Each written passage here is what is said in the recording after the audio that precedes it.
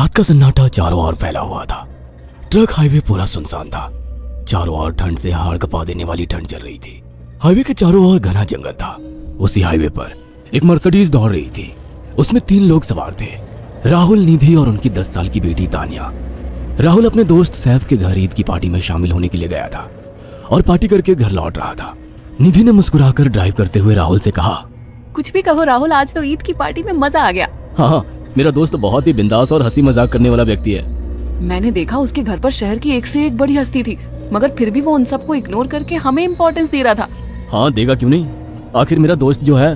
सच में राहुल, अमेरिका से इंडिया लौटकर बहुत अच्छा फील हो रहा है। वैसे तुम्हारा दोस्त सचिन अभी तक नहीं आया अमेरिका से? निधि की बात सुनकर राहुल चौंक कर बोला, ओह शिट यार, उसका फोन आया था कि वो इंडिया आ रहा है। उसने बोला था कि मुझे एयरपोर्ट पर पिक कर ले। निधि बहुत नाराज होगा वो। कोई बात नहीं, उससे बोल देना कि तुम्हें बिल्कुल याद नहीं रहा। और फिर तुम्हें सैफ की इनवाइट की हुई ईद पार्टी में भी तो शामिल होना था। निधि ने इतना बोला ही था कि उसकी बेटी तानिया ने अपनी माँ की ओर देखकर कहा, मुझे भूख लगी है माँ, और प्यास भी। तानिया की बात पर निधि ने बुरा सा मुंह बनाकर उसकी ओर देखकर कहा, पार्टी में तो इतना खाया था तुमने, फिर भी भूख लगी है? निधि की बात पर तानिया ने मासूम सा चेहरा बनाकर कहा, कोई बात नहीं मम्मी, मुझे पानी ही पिला दीजिए। कितनी बार बोला है मुझे मम्मी मत बोला करो। पानी अभी नहीं है, आगे जाकर कोई शॉप पड़ेगी तो बोतल खरीद के दे दूंगी। निधि की बात पर राहुल ने मुस्कुराकर कहा, छोटी बच्ची है निधि, इतना नाराज होना सही नहीं है। राहुल ने इतना कहा ही था कि अचानक एक काली परछाई राहुल की कार के सामने आकर खड़ी हो गई। राहुल के पैर अचानक ब्रेक पर पड़ गए।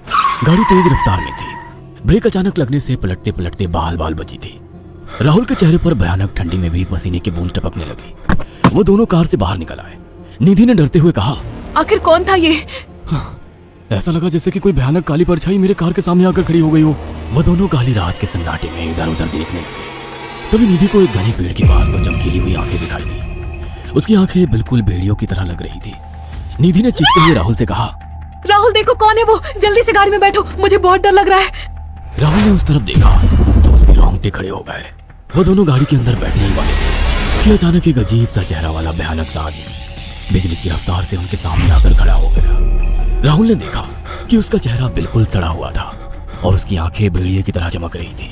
उसके लंबे लंबे बाल उसके कंधे तक आ रहे थे और उसके दांत भेड़िए की तरह बाहर की ओर निकल रहे थे। हाथों की जगह नुकीले पंजे थे। राहुल को देखकर अजीब से अंदाज में हंसने लगा, मगर जैसे ही राहुल की नजर उसके कपड़ों पर गई, राहुल की आंखें फटी की फटी रह गई। वो हकलाते हुए बोला, भाईजान, भाईजान, मुझे माफ कर दो, मुझे छोड़ दो। राहुल ने इतना कहा ही था कि अचानक उस अजीब से दिखने वाले भयानक आदमी ने अपने पंजों से राहुल की गर्दन कसकर पकड़ ली और एक ही सेकंड में उखाड़ कर जमीन पर फेंक दी। राहुल के धड़ से लाल रंग का खून का फुहारा फूट पड़ा। इस भयानक मंजर को देखकर निधि के गले से एक जोरदार चीख निकल गई।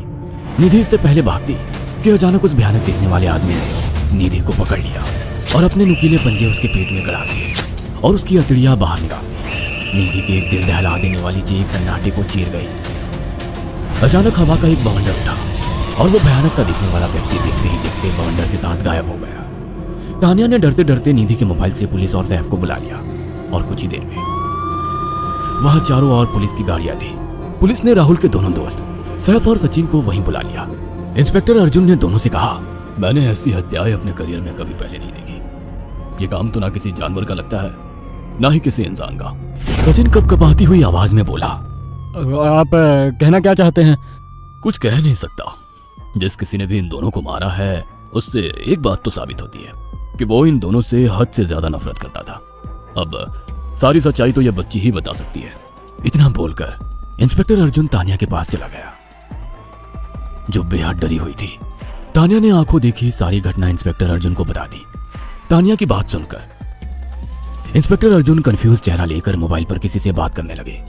सचिन इंस्पेक्टर के पास आ गया और सैफ भी डरता हुआ इंस्पेक्टर अर्जुन के पास आकर बोला, क्या हुआ इंस्पेक्टर?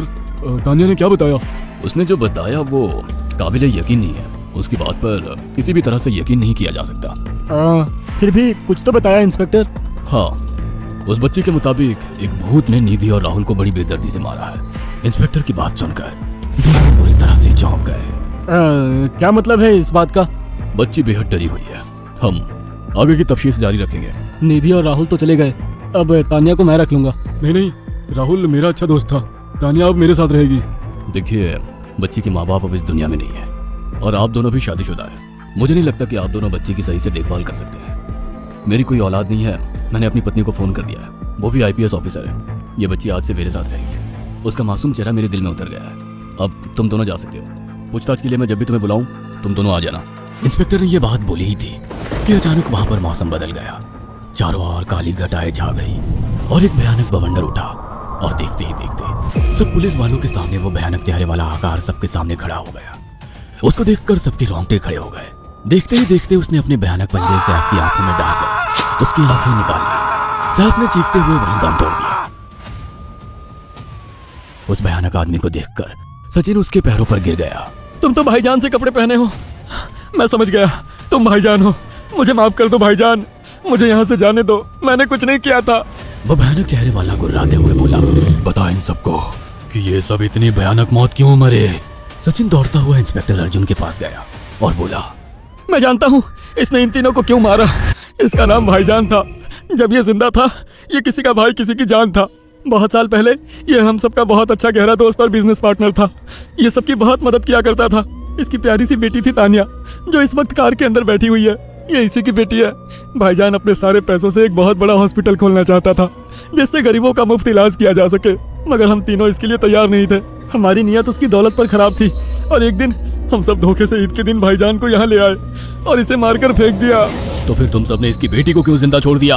हमें बाद में पता लगा कि भाईजान ने सारी जायदाद अपनी बेटी के नाम कर दी है, इसीलिए हमने भाईजान की पत्नी को भी मार दिया। और तानिया का तुम 18 साल की उम्र पूरी करने का इंतजार कर रहे थे ताकि सारी जायदाद अपने नाम करा सको और बाद में उसे भी ठिकाने लगा सको। इसी के लिए तुम दोनों इस मासूम बच्ची को अपने साथ रखने की जिद कर रहे थे। जी आपने बिल्कुल सही कहा। हम तानिया को भी इसी जगह लाकर मार देते। सचिन की बात सुनकर इंस्पेक्टर अर्जुन की आंखों में खून उतर आया। इंस्पेक्टर अर्जुन के कुछ कहने से पहले ही भाईजान बिजली की रफ्तार से इंस्पेक्टर अर्जुन की आंखों के सामने से सचिन को पकड़कर ले गया और उसके शरीर के टुकड़े टुकड़े कर दिए और हवा में उठे एक तेज बवंडर के साथ गायब हो गया। सारी घटना इंस्पेक्टर अर्जुन की आंखों के सामने हुई थी। तानिया को इंस्पेक्टर अर्जुन और उसकी पत्नी ने अपनी बेटी की तरह पाला। अगर आपको हमारी ये कहानी पसंद आई हो तो इसे लाइक और शेयर करना ना भूलें। साथ ही ऐसी और नई कहानियों के अपडेट्स पाने के लिए हमारे चैनल अक्षु टीवी को जरूर सब्सक्राइब करें।